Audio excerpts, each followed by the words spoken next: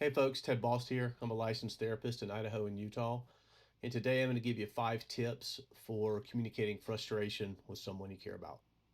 Okay, so tip number one, this is John and Julie Gottman's research through the Gottman Institute.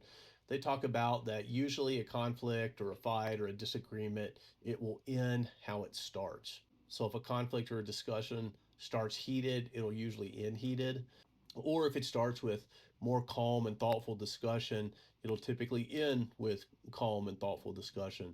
Or if it starts from a place of understanding, hopefully it's going to end at a place of understanding. Okay, number two, this is something I talk with people a lot in family therapy, couples counseling, and whatnot. If you're trying to create connection and understanding, and you use words like frustrated, annoyed, angry, and disappointed, you're probably going to push the other person away that you're actually trying to elicit some understanding with, right? Most people, when they express frustration, they're not just trying to hammer the other person, they want the other person to understand where they're coming from. And, being a little selective about your word choice can be really helpful. Maybe instead of frustrated, you say, I feel hurt. Or instead of annoyed, you say, I feel confused. Or instead of disappointed, you say, I feel sad. Or if you're instead of angry, maybe you feel afraid, right? And I'm not trying to infringe on anybody's free speech rights here. I'm not trying to, dance around trigger words or anything like that.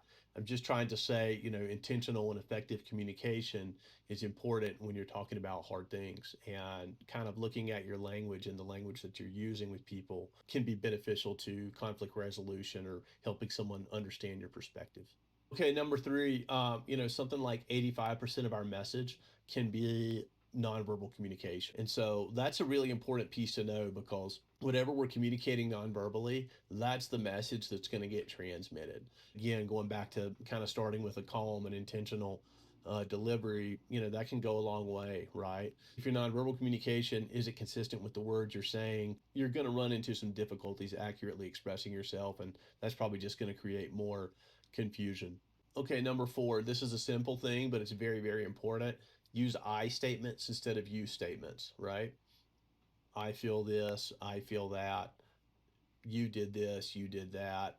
The accusatory you statement just really breaks down communication and creates defensiveness. So I statements instead of you statements are very important. I feel like you are, or I feel like you did, dot, dot, dot. That's not an I feel statement or an I statement. That's a you statement. And so that kind of leads into number five, right? Is oftentimes people will confuse actually expressing themselves with making assumptions about other people. And they might say something like, well, I feel like this person is dot, dot, dot, or I feel like you are dot, dot, dot. People are flooded with emotion. This is really tricky, right? Because they're oftentimes kind of outward focused on the other person, and they're trying to figure out what the other person has got going on, and they lose track of trying to figure out what's going on inside of themselves. If you're trying to create understanding or trying to do conflict resolution with someone, and you really turn inward and figure out what's going on inside yourself, people can feel that kind of pressure come off in the moment, and they'll be more likely to listen. I've seen, than if you're making assumptions about the other person, or trying to kind of figure out what their side of the story is. You really got to focus on yourself, because ultimately that's all we can control. Folks, I hope this is helpful. If you have any questions, don't hesitate to reach out. You can go to shoulderseasoncounseling.com for more information. Take care, everybody.